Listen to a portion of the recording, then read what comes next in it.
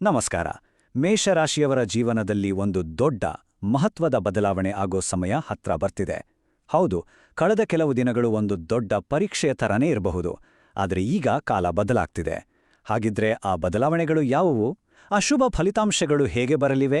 ಬನ್ನಿ, ಇದೆಲ್ಲದರ ಬಗ್ಗೆ ವಿವರವಾಗಿ ತಿಳಿದುಕೊಳ್ಳೋಣ. ದೈವ ಬಲಕ್ಕಿಂತ ದೊಡ್ಡದು ಬೇರೇನೂ ಇಲ್ಲ ಅಂತ ಹೇಳ್ತಾರಲ್ವಾ.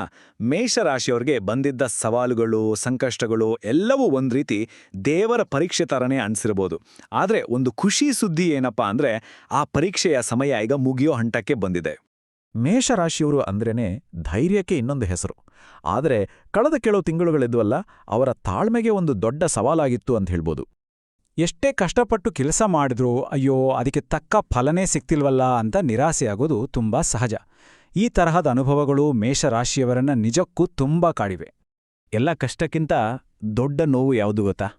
ನಾವು ಯಾರನ್ನ ತುಂಬ ಪ್ರೀತಿಸ್ತೀವೋ, ಯಾರನ್ನ ತುಂಬ ನಂಬಿರ್ತೀವೋ, ಅವರೇ ನಮ್ಮನ್ನ ತಪ್ಪು ತಿಳ್ಕೊಂಡಾಗ. ಈ ಒಂದು ಭಾವನಾತ್ಮಕ ನೋವು ಮನಸ್ಸಿನ ನೆಮ್ಮದಿಯನ್ನೇ ಹಾಳ್ವಾಡಿರುತ್ತೆ. ಇಷ್ಟೆಲ್ಲ ಸಾಲ್ದು ಅಂತ ಮಧ್ಯದಲ್ಲಿ ಅನಾವಶ್ಯಕವಾಗಿ ಆರೋಗ್ಯದ ಸಮಸ್ಯೆಗಳು ಯಾಕೀಗಾಗ್ತಿದೆ ಅಂತ ಧೈರ್ಯನೇ ಕುಗ್ಗಿ ಹೋಗೋ ಹಾಗೆ ಮಾಡಿರುತ್ತೆ.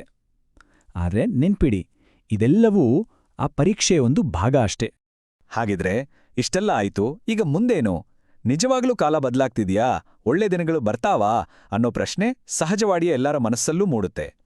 ಇದಕ್ಕೆ ಉತ್ತರ ಖಂಡಿತವಾಗಿಯೂ ಹೌದು. ಒಂದು ಸುವರ್ಣಯುಗವೇ ಶುರುವಾಗ್ತಿದೆ. ಗ್ರಹಗಳ ರಾಜನಾದ ರವಿಯು ಬಲಶಾಲಿಯಾಗ್ತಿದ್ದಾನೆ.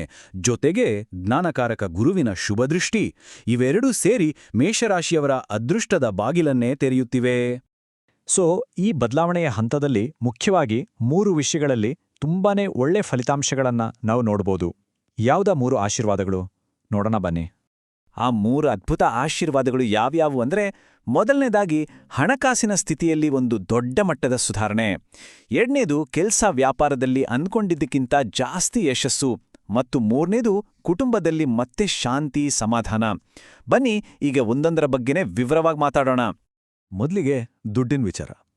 ಇಷ್ಟು ದಿನ ಹಣದ ಹರಿವಿಗೆ ಇದ್ದಂಥ ಎಲ್ಲ ಅಡೆತಡೆಗಳು ಈಗ ದೂರವಾಗ್ಲಿವೆ. ಹಳೆ ಸಾಲಗಳೆಲ್ಲ ತೀರೋ ಸಾಧ್ಯತೆ ಇದೆ. ಅಷ್ಟೇ ಅಲ್ಲ, ದುಡ್ಡು ಬರೋಕೆ ಹೊಸ ಹೊಸ ದಾರಿಗಳೇ ತೆರ್ಕೊಳ್ಳಿವೆ.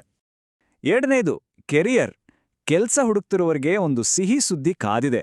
ವ್ಯಾಪಾರ ವ್ಯವಹಾರ ಮಾಡ್ತಿರೋರಿಗೆ ಲಾಭ ಹೆಚ್ಚಾಗ್ಲಿದೆ.